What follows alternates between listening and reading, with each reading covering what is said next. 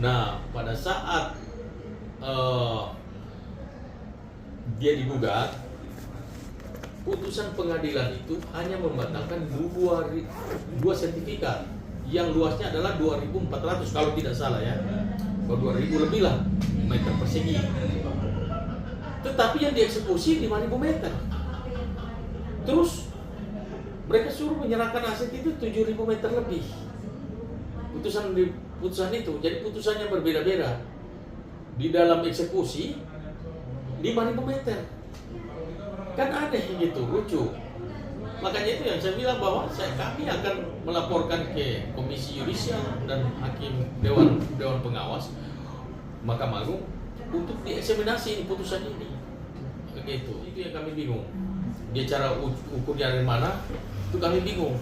Dan yang lucunya lagi, yang menggugat ini Dede Stasno itu suratnya itu surat hak pakai.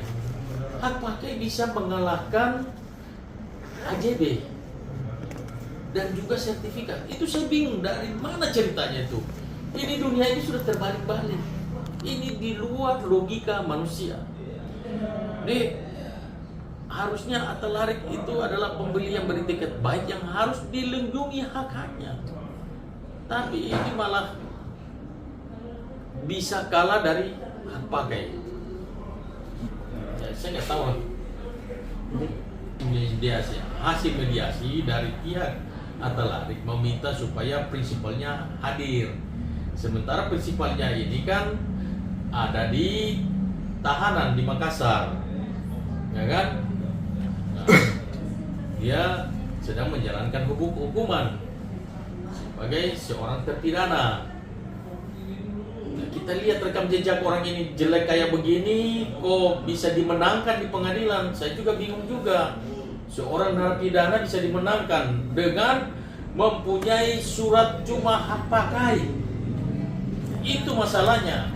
Makanya ada dugaan main mata antara eksekutor atau decision maker pemegang palu dengan Dede Stasno dan para pihak. Kalau menurut kami ya ada kesalahan eksekusi karena sertifikat yang dibatalkan kan cuma 2.400 meter. Kenapa 5.000 yang dieksekusi? Mereka ukur dari mana? Ceritanya dari mana sih? Kami nggak ngerti juga. Makanya selain nanti kami minta dieksaminasi putusan ini, tetapi kami juga mau minta supaya kami akan melaporkan ke Polda Jawa Barat juga, kami akan laporkan pidananya gitu. Itu dia memang agak sedikit down, tapi setelah dia ketemu saya dengan Bang Fauka ini beliau dari mantan, beliau dekat beliau adalah orang dekatnya Pak Prabowo, Pak Presiden. Nah, beliau juga mendukung ini. Kenapa beliau mendukung? Karena beliau mendukung programnya Presiden, yaitu memberantas atau membasmi mafia tanah. Jadi beliau ex-tim Mawar, orang dekatnya Pak Presiden juga, Pak Prabowo Subianto. Nah, beliau mau terlibat langsung karena apa? Karena ikut mau memberantas mafia-mafia tanah ini. Makanya kebetulan Atalarik juga dekat dengan beliau, jadi dia minta tolong beliau. Jadi makanya saya ada kerjasama bersama-sama dengan beliau untuk ya kita ikut, dia mau ikut juga membasmi para mafia tanah. Ya pada saat Atalarik memang sempat down, tapi itu tadi sekarang dia sudah move on ya. Nah pada saat PN Cibinong mengeksekusi tanah itu memang penuh dengan kejanggalan. Kenapa? Itu kan harusnya setelah unmoney itu kan surat pemberitahuan, teguran ke dia bahwa dalam jangka waktu sekian dia harus keluar segala macam. Oke? Setelah itu ada yang namanya rakor, rapat koordinasi.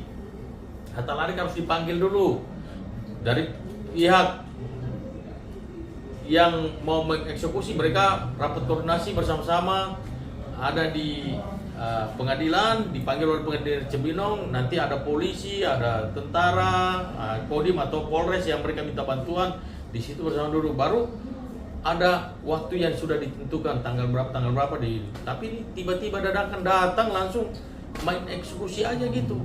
Terus eksekusi juga sembarangan, mereka bingung mana objeknya yang mau dieksekusi. Akhirnya dihajar 5.000 meter persegi, 5.000 meter lebih persegi. Padahal putusan pengadilan yang dibatalkan sertifikat itu cuma 2.400. Lapor itu tadi, kita akan lapor ke Komisi Yudisial dan Dewan Pengawas Hakim di Mahkamah Agung. Tetapi kami juga akan laporkan pidananya juga. Dari pihak tim lawyer lagi minta supaya kalau bisa kita minta ke hakim mediasi menghadirkan prinsipalnya yang sedang ditahan di pengadilan negeri tahanan di Makassar. Nah, hakim tadinya kan bilang dia udah meninggal, Toto bilang kemarin sidang hidup lagi, bangkit lagi dia.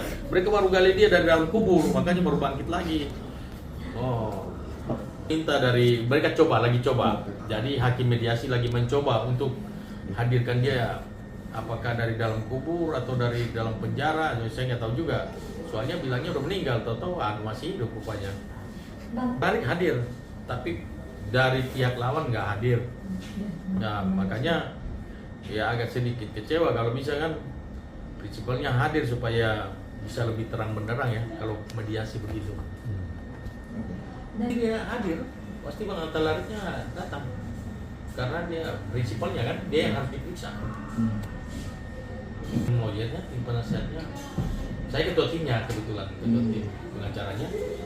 Jadi ya saya cuma mendampingi aja dan memberitahukan, mengarahkan, tinggal dia yang melapor.